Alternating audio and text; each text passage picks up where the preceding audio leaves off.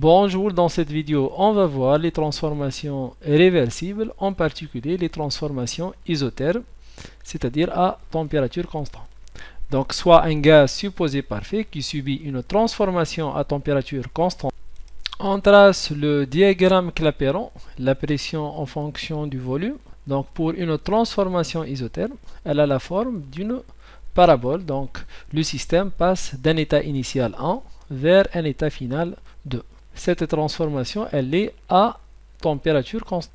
On écrit la relation de loi de gaz parfait. Pour l'état initial, PV égale nRT. Pour l'état 1 ou l'état initial 1, c'est l'indice 1. Donc, c'est la pression 1 fois le volume 1, c'est égal nR fois température 1. Pour l'état final, c'est P2V2 fois, c'est égal nRT2.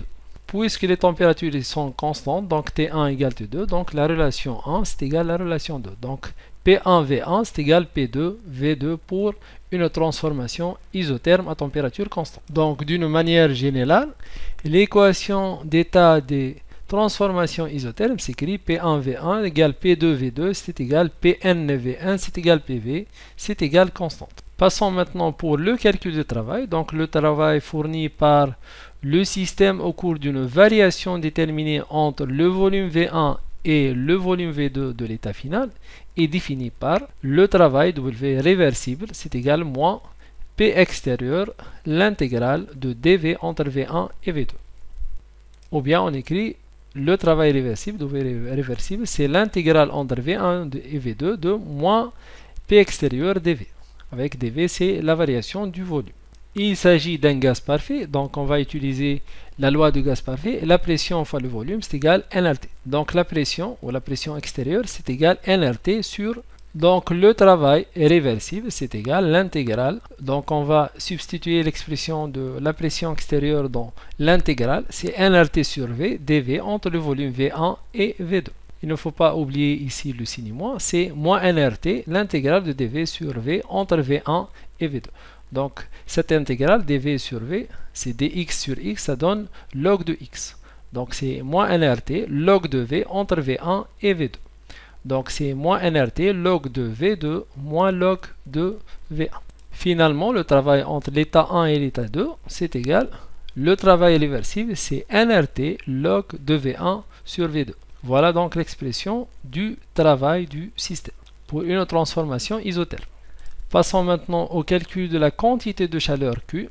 On rappelle que l'énergie interne, dU, c'est égal à la variation de la quantité de chaleur dQ plus la variation du travail dW. Donc, delta U, la variation de l'énergie interne, c'est la chaleur Q1,2 entre l'état 1 et l'état 2 plus le travail 1,2, c'est égal U2 moins U1.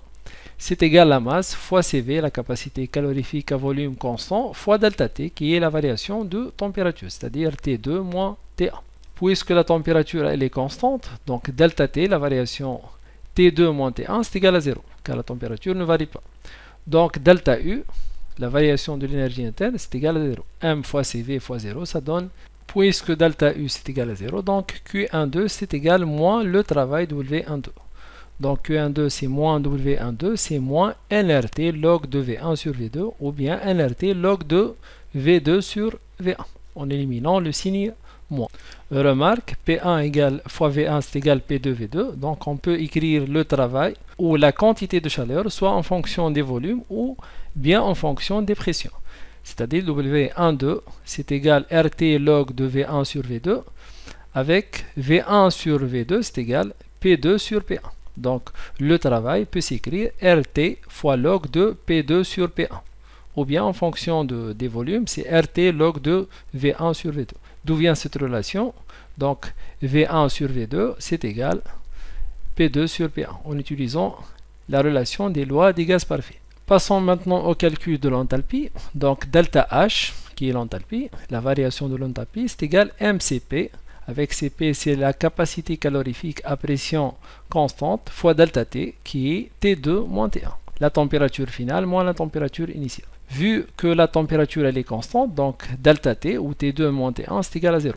Donc, on obtient delta H, c'est égal à 0. Donc, la variation de l'enthalpie, c'est égal à 0 pour une transformation isotherme à température constante. On va prendre une application. Donc, il s'agit d'une détente isotherme d'un gaz parfait, soit une mole de gaz parfait qui se détend de l'état A, ayant une pression 6 bar et un volume VA 4 litres, à l'état B final, ayant une pression de 1 bar et un volume VB inconnu, suivant une évolution quasi-statique isotherme. Donc ici, il s'agit d'une transformation isotherme à température constante. On va déterminer le travail et le transfert thermique reçu par le gaz. On rappelle que le travail reçu par le gaz s'exprime sous la forme suivante. Le travail, c'est moins nRT log de VB sur VA, ou en utilisant les pressions, c'est nRT log de PB sur PA, avec bien sûr l'état B, c'est l'état final, et l'état A, c'est l'état initial. Donc le facteur nRT peut être déterminé en calculant la température T et le nombre de moles, mais on a la relation des gaz par effet. nRT, c'est égal PA fois VA, c'est égal PB fois VB, car la température elle est constante et R et N ils sont constants. Donc il suffit de déterminer PA fois VA, ils sont connus, pour déterminer cette constante là nRT. Donc on peut déduire le travail, c'est égal PA fois VA fois log de PB sur PA. Les pressions ils sont constants. Les pressions on peut les laisser en bar, soit on les transforme en pascal, tel que le bar c'est 10 puissance 5 pascal. Donc c'est 1 fois 10 puissance 5 sur 6 fois 10 puissance 5. Donc, il y a élimination par 10 puissance 5. PA doit être en pascal, le volume doit être en mètre cube. Donc, 1 bar, c'est égal 10 puissance 5 pascal. Donc, 6 bar, c'est 6 fois 10 puissance 5 pascal. 1 litre, c'est égal 10 moins 3 mètres cubes. Donc, le volume doit être en mètre cube. Donc, 4 litres, c'est 4 fois 10 moins 3 mètres cubes fois log de 1 sur 6, on trouve moins 4,3 kJ. Pour déterminer la chaleur, on rappelle que la variation de l'énergie interne, delta U, c'est égal Q12 plus W12, c'est égal à 0, car la variation de la température, c'est égal à 0. Donc, la température ou la chaleur, Q12, c'est égal moins le travail W12. Donc, la chaleur, c'est égal à 4,3 kJ. Donc, voilà, on a terminé cette vidéo. Merci et